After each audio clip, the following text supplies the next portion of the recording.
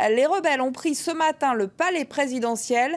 Quelle est désormais la situation ?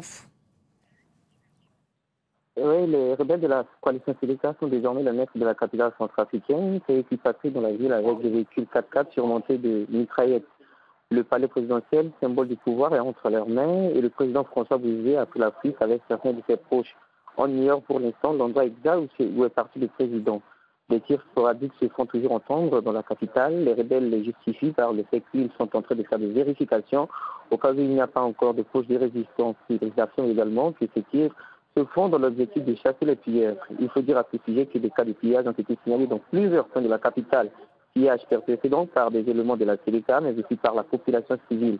En fin de la journée, les chefs militaires de la Séléka ont dû faire appel aux éléments des forces multinationales et l'armée française de les aider afin de contenir ces actes de pillage. Un appel qui s'est manifesté par le déploiement des éléments de l'armée française et de la troupe des États de l'Afrique centrale qui commencent à sécuriser certains points de regroupement des ressortissants français. Pour la FOMAC, elle s'est activée en allant chercher les troupes sud-africaines dans leur base de l'école nationale de la police afin de les mettre à l'abri. Durant toute la journée, l'électricité n'est toujours pas rétablie dans la capitale. Elle était coupée plutôt par les éléments de la Séléka depuis hier au moment où ils prenaient la ville de Boigny. Des pillages, donc l'électricité toujours coupée. Vous évoquiez le cas des Français. Il y a 1250 ressortissants français en Centrafrique. Comment les rebelles de la Séléka se comportent vis-à-vis des populations à Bangui ?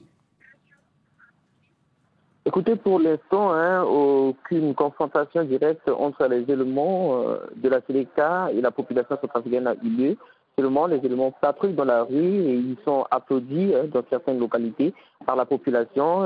En retour, ils tirent en l'air pour manifester également leur joie. Mais pour l'instant, il n'y a pas d'acte ou bien un cas qui a été signalé de désagrément entre les éléments de la Séléka et la population civile. Donc pour l'instant, la situation évolue et on suit de près l'évolution également sur le terrain. Hippolyte, vous nous dites que clairement le pouvoir a changé de main à l'heure où on parle. Est-ce que les rebelles ont fait des déclarations récentes ? Non, pour l'instant, pas de déclaration. Il n'y a pas de déclaration du côté des rebelles de la Séléka. On ne sait pas exactement qui a mené ce coup en cours là. Parce que pour l'instant, c'est le silence, ce sont les armes qui crépitent ici, ce sont les tirs qui se font entendre. La radio nationale est coupée, donc ce qui rend difficile en ce moment, au cas où un responsable de la rébellion ou bien celui qui a fait le coup d'État va donner son mot ou bien va se prononcer à l'opinion nationale et internationale.